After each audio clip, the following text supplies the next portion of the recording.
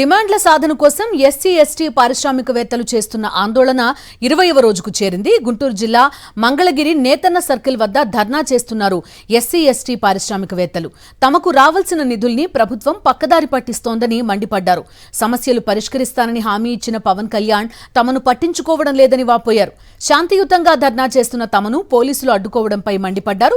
ఎలాగైనా పవన్ కళ్యాణ్తో హామీ ఇప్పించాలని డీఎస్పీ కాళ్లపై పడ్డారు ఓ పారిశ్రామికవేత్త.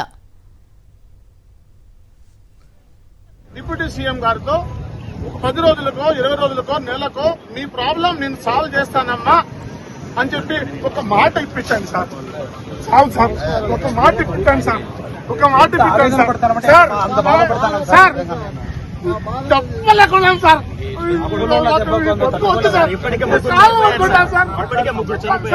సార్ ఒక్క మాట అనిపించండి సార్.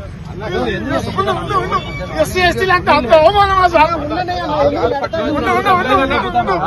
ఎస్సీ ఎస్టీ అంటే అంత అవమానమా సార్? సార్ ఈ రాష్ట్రంలో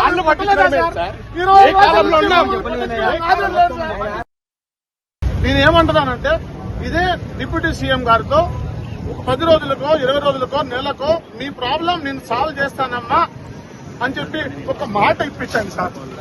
సాల్వ్ సార్, ఒక మాట ఇప్పించండి సార్, ఒక మాట ఇప్పించండి సార్. సార్ తప్పలేకుండా సార్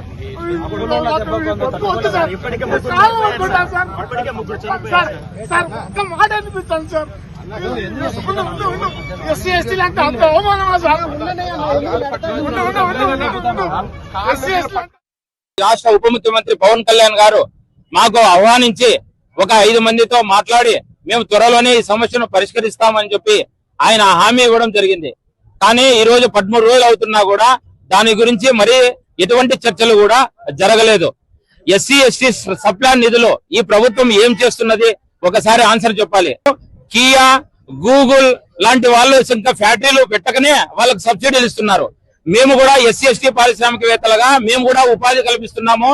8,500 మంది, దాదాపు 30,000 మందికి మేము కూడా ఇక్కడ ఉపాధి కల్పిస్తున్నాం. కానీ ప్రభుత్వం నిర్లక్ష్యంగా వ్యవహరిస్తున్న సబ్సిడీలు ఇవ్వకపోవడం చాలా దారుణమని ఈ రోజు రాష్ట్రంలో ఉన్నటువంటి నలుమూలల నుండి కూడా వచ్చి ఇక్కడ నిరసన తెలపడం జరుగుతున్నది.